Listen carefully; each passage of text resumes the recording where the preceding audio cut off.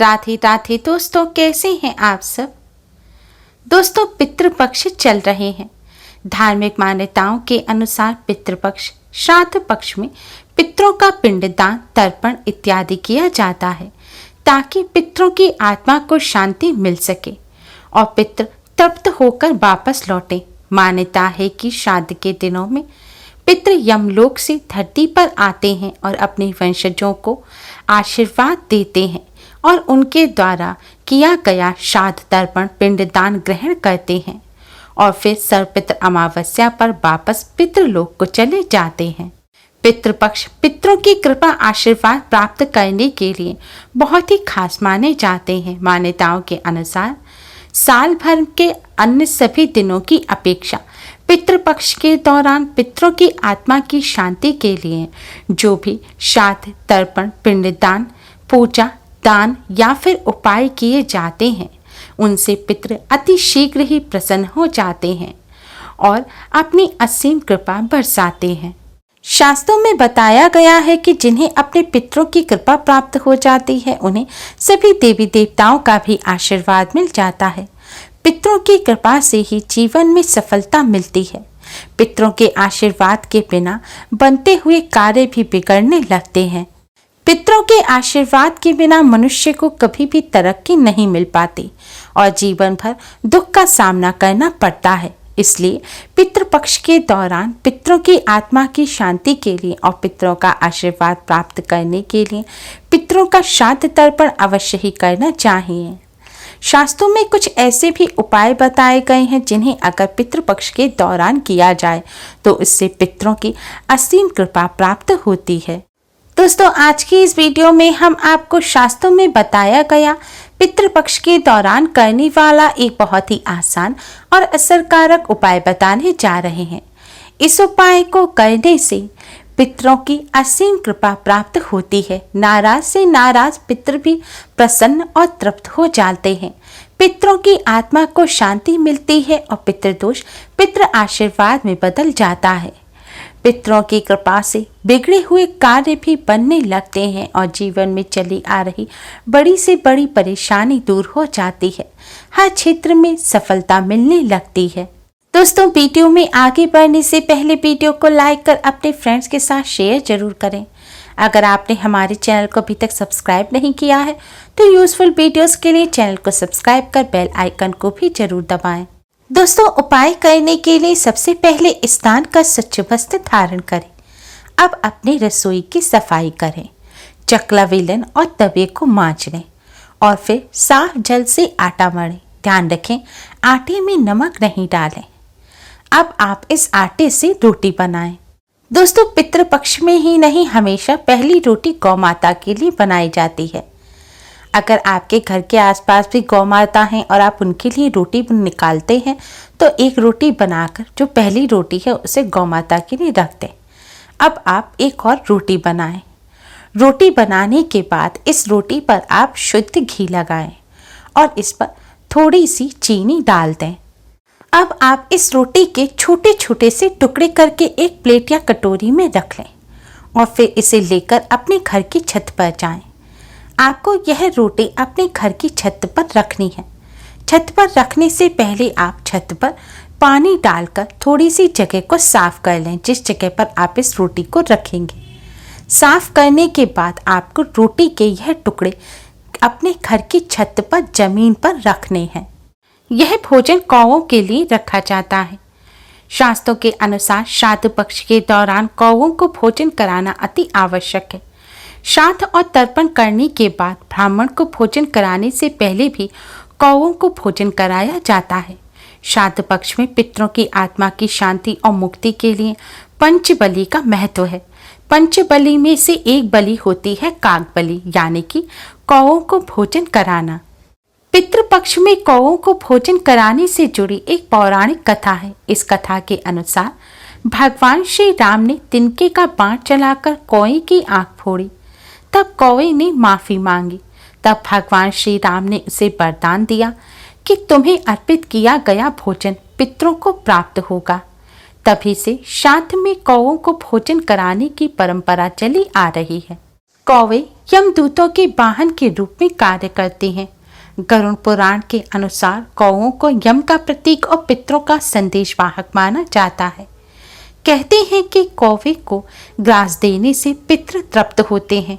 उन्हें पितरों का झूठन खाने का अधिकारी माना गया है। पितरों को निकाला गया भोजन कौवे अगर ग्रहण कर लेते हैं तो यह भोजन खुद ही पितरों तक पहुंच जाता है। एक अन्य मान्यता यह भी है कि पितृपक्ष के दौरान पितृ कौवे के शरीर में आकर भोजन ग्रहण करते हैं। इसलिए पितृपक्ष के दौरान कौवों को भोजन कराने से पितृ प्रसन्न और तृप्त हो जाते हैं और अपने परिजनों को अपना आशीर्वाद देते हैं। इसलिए पितृपक्ष के दौरान कौवों को भोजन अवश्य ही कराना चाहिए। यह काक बलि कहलाती है। काक बलि के बिना पितृपक्ष में किए गए सभी पूजा श्राद्ध तर्पण अधूरे रहते हैं। पितरों की आत्मा की शांति के लिए कौवों को भोजन कराना अति आवश्यक है। कौवों को भोजन दिए बिना पितर संतुष्ट नहीं होते। एक अन्य मान्यता यह भी है कि कौवे इस समय में हमारे पितरों का रूप धारण करके हमारे पास उपस्थित होते हैं। इसलिए दोस्तों, आप भी पितृपक्ष के दौरान पितरों की आत्मा की शांति के लिए, पितरों की तृप्ति के लिए और पितरों का आशीर्वाद प्राप्त करने के लिए कौवों को इस तरह से भोजन अवश्य ही कराएं।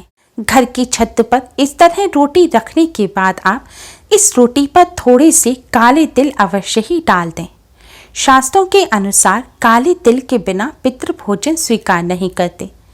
काले तिल के बिना जो भोजन रखा जाता है वह भूत प्रेत खाते हैं और अगर काले तिल भोजन में डाल दिए जाए तो यह भोजन पितृ ग्रहण करते हैं। इसलिए इस रोटी पर आपको काले तिल भी जरूर डालने हैं। रोटी रखते समय आपको इस बात का ध्यान रखना है कि आपका सिर ढका होना चाहिए। पुरुष हैं तो सिर पर रुमाल रख लें, महिला हैं तो दुपट्टा या पल्ला रखकर आप यह रोटी रखें और रोटी रखते समय चप्पल ना पहने। रोटी आपको दक्षिण दिशा की तरफ यानी कि साउथ की तरफ मुख करके रखनी है।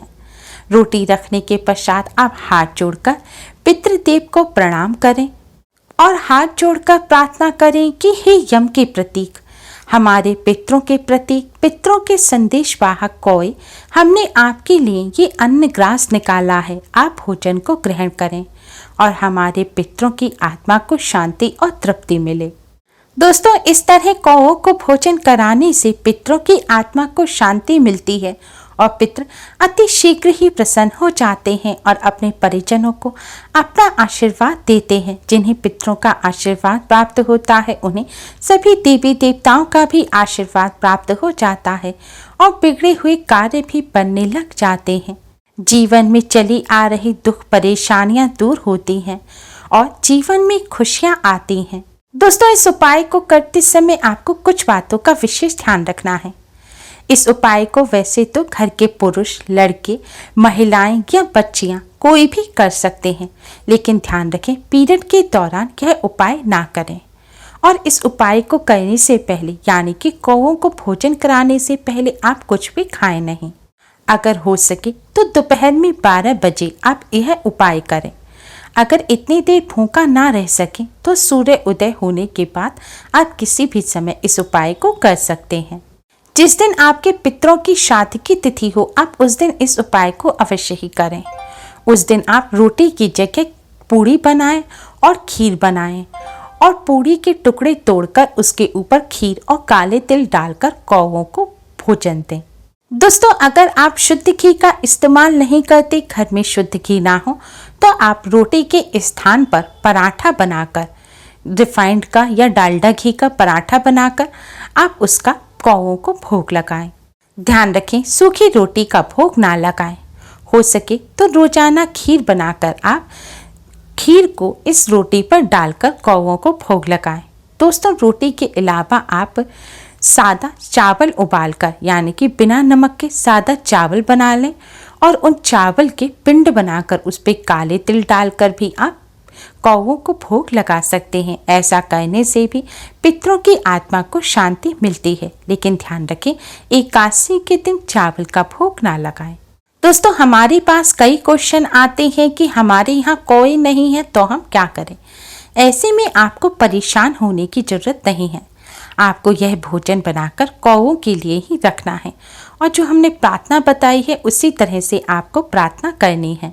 कौए के स्थान पर और कोई पक्षी भी यह भोजन ग्रहण कर लेंगे तब भी आपको वही फल प्राप्त होगा जो कौए को भोजन कराने का होता है, क्योंकि आपने भोजन कौवे के लिए ही निकाला है।